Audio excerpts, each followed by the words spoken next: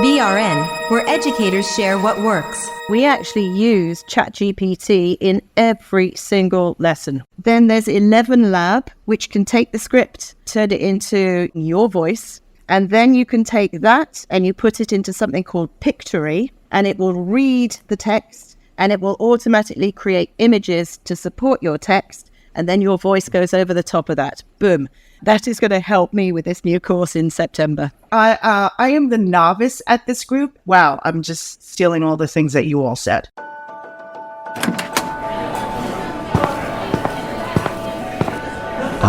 Dan, Caroline, and Juli, I presume. I'm Tom Mennella. I'm an associate professor at Western New England University. Very, very nice to meet you all. Nice to meet you all. Nice to meet you. Hi, I'm Caroline. I'm from MEF University in Istanbul in Turkey. Pleasure. And I'm Dan. I'm a middle school teacher in Ohio. I've been in the classroom for, this is going on 19 years. Hello, so nice to meet you. I'm Julianne Ross-Kleinmann, Juli. I'm an elementary early childhood educator. I work in New York in something called a BOCES, Board of Cooperative Educational Services. My role there is instructional, but also coordinating data. Yeah, I'm actually an expat from Massachusetts and a New York native, so I know BOCES well. Pleasure to meet you, Juli. All right, I think, if I'm not mistaken, while I sit down here, we're all here to, cry in our coffee over AI and see what we're all up to? That could easily be done. Well, I don't drink coffee, but I think maybe just the way recently the introduction of ChatGPT seems to have just sparked everyone, where people were talking about AI, but now a larger audience is looking at it and really wondering what this is all about. You know, Juli, we have a lot of conversations, I think, going within our circles about AI. But when I go into school, the number of people actually using AI is really low as far as my colleagues go. I asked the staff, I said, okay, how many of you guys are using AI, have used AI at some point in the past? And it was only like 25%. Is it possible that that word using AI, because if they're watching paid TV, if they're purchasing things online, if they have smart TVs, Roombas, some other things, they're using it, air quotes, but they don't feel they're using it because they're not using the newer fangled AI? Well, ChatGPT and AI have become synonymous, right? I think if people aren't using ChatGPT or Bard, they say no to the question, are you using AI? Right.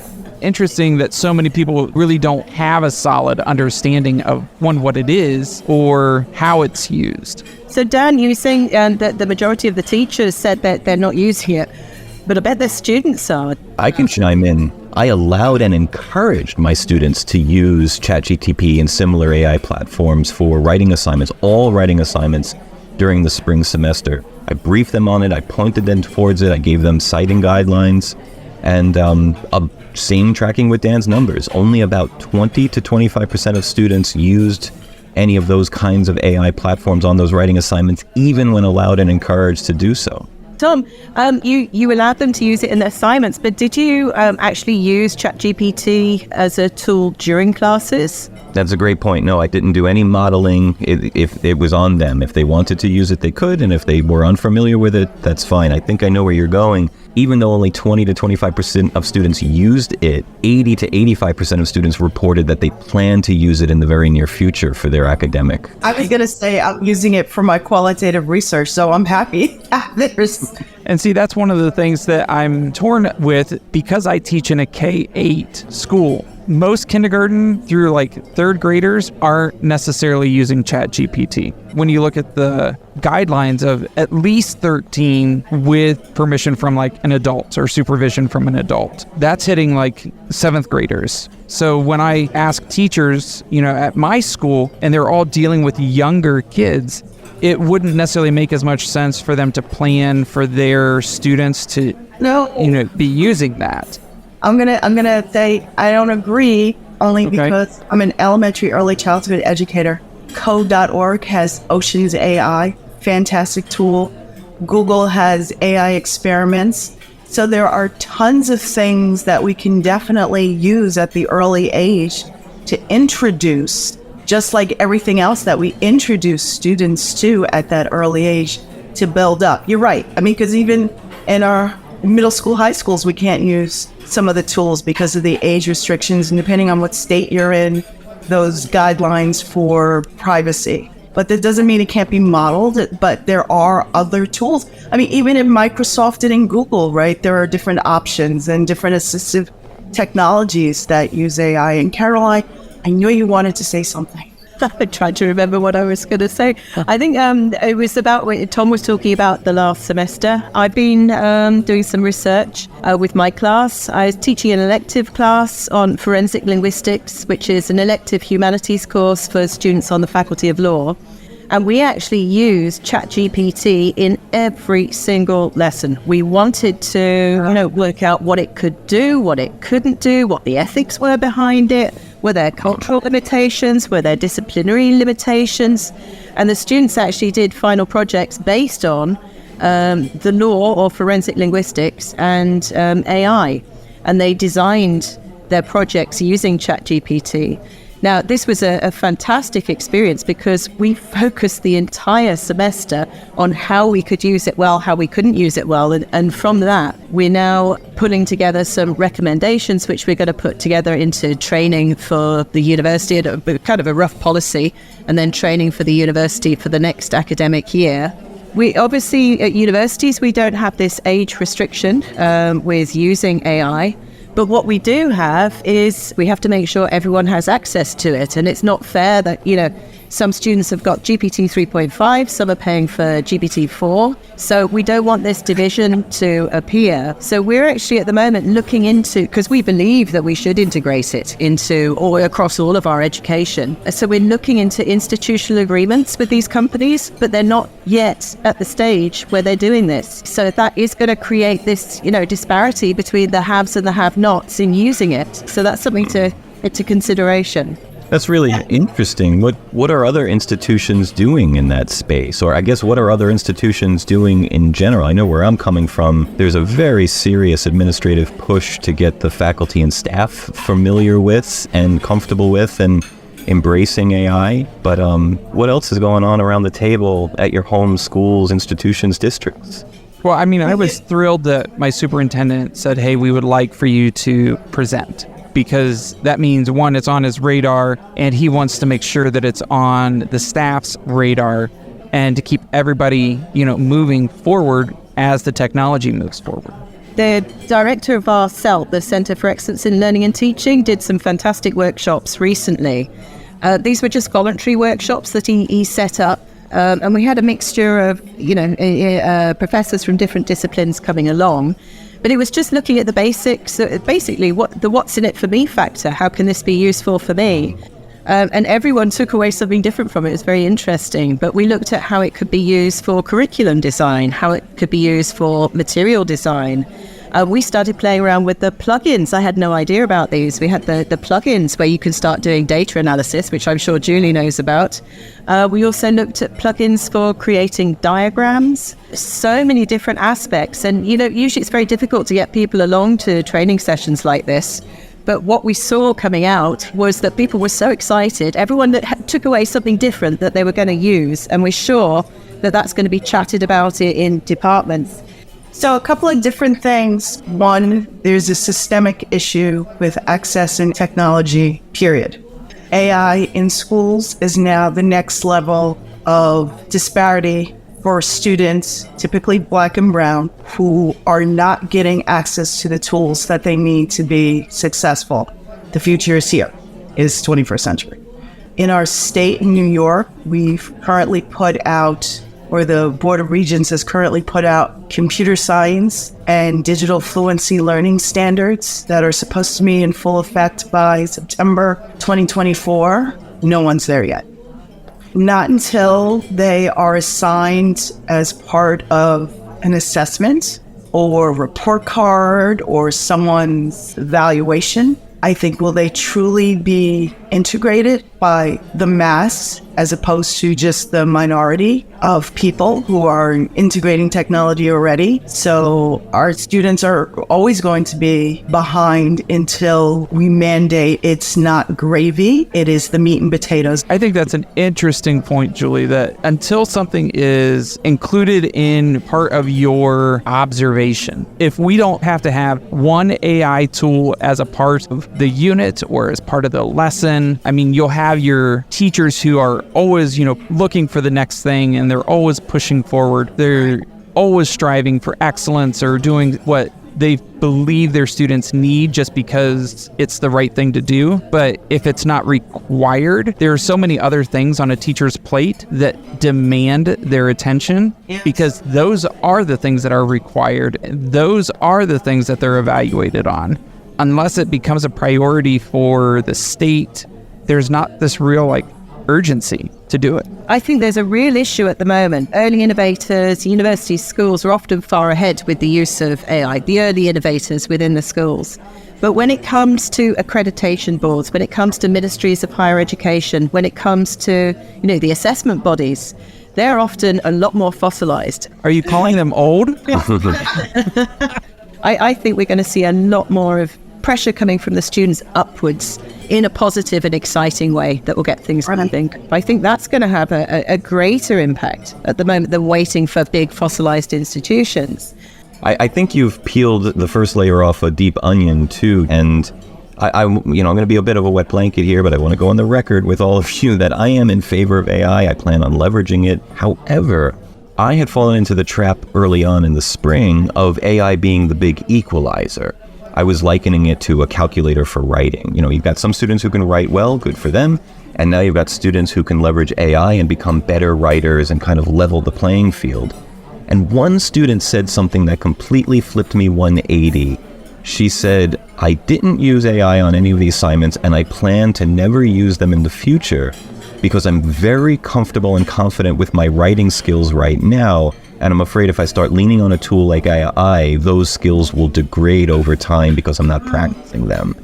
And that made me realize that these tools might widen the gap between students with good academic preparation and students that are lacking it, because it will block instructors from being able to see the students who need earlier intervention and help, because everyone is going to look proficient now, depending on the degree to which they use AI. I agree with what you're saying there, Tom. If it is affecting foundational learning, and writing is such an important part of foundational learning, but there are other times where you might find you have an AI enhanced lesson. This is where, so let's say you do your writing first offline, but then you might want to use ChatGPT to review, to generate more ideas, to adapt. What I'm really excited about is the AI transformation zone. And this is where AI is enabling us to do things we could never do before without AI, or if we could, it was very challenging to do it. So one example, I've set up different customized bots. Karl Marx, Pierre Bourdieu, Martin Heidegger. I've created these customized bots, and now I'm taking my thinking and my work, and I'm discussing and debating with these bots, which again is I could do if I had colleagues who had the time, the interest, and the background knowledge in these theorists to do that. But this has transformed my thinking. I'm now able to dive in a lot deeper. So I was hoping maybe I'm going to have to run off here for a meeting with classes starting soon. But before we do, maybe we can steal from each other for a little bit. I've got one card to put on the table to share. And if you all could put some cards on the table as well and let me know what you've been up to, maybe we'll harvest some ideas from each other and steal from each other's experimentation. What I wanted to share was a tool called Claude from a company called Anthropic. It's basically ChatGPT. It seems to function the exact same way, but the data set that Anthropic is using to power Claude is curated. So it's been somewhat fact-checked. It's not this kind of catch-all tuna net of the entire internet. It's a much more curated and validated data set. So the answers I'm getting from Claude tend to be a lot more reliable, a lot more factual, and a lot more trustworthy than some of the answers I get from ChatGPT. I think we're going to see a lot more of this. I think it's interesting. One thing I just read about this week, which I need to look into more, is bots called walled gardens. Just like my kids at school, their email and everything can't go outside. People from outside can't contact them. So there are walled gardens bots which address these kind of, privacy, security concerns. So that's something I want to find out more about. Another thing on the table that I used recently that I went in with certain ideas and came up with different ones is I've been trying to create these flowcharts. So I tried the plugin, ChatGPT 4 plugin called Show Me Diagrams. I've been using this, and because I'm more verbal than visual with this kind of thing, I can write what I want and it starts building me a flowchart. And then I say, no, change this, do that, change the shape of this, put another, a decision box of this. Now, my aim in doing this was to create flowcharts that I can use. What I learned is I actually learned from it. I learned more about flowcharts, my thinking increased, and I became much more proficient in designing them because I could have a conversation with the app about it, not just, create a visual. So that's blown me away. It's something I'm going to use with my students as well in class. I think they can learn from this. It's a good thinking process. You end up with a diagram, but the thought process itself was really useful.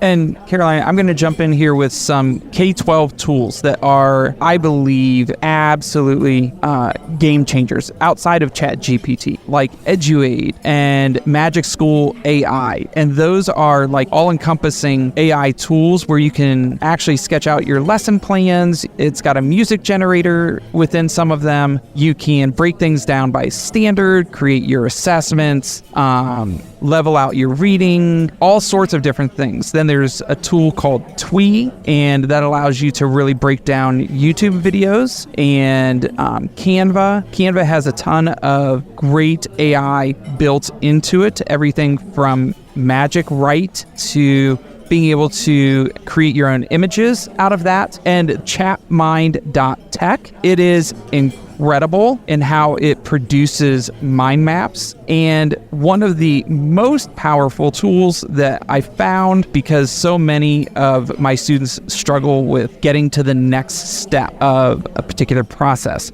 and that's Goblin.tools. Goblin.tools is incredible because you can say, this is the task in front of me, break it down into manageable steps. And it will literally say, do this, now do this, now do this, now do this. And say one of those steps you're a little confused on. So you ask it to break that step down, and it will break things down almost infinitely so that tasks become extremely manageable. And you can even give it a time frame of, I need to get this done within 2 weeks. How do I do that? And it will break it down into steps. So those tools are absolutely incredible, especially when you're planning curriculum. I've also used Midjourney to create images for curriculum. If there's an image that I'm really looking for, and instead of spending an hour and a half searching for just the right image, I can actually go into Midjourney and create it with just the prompt.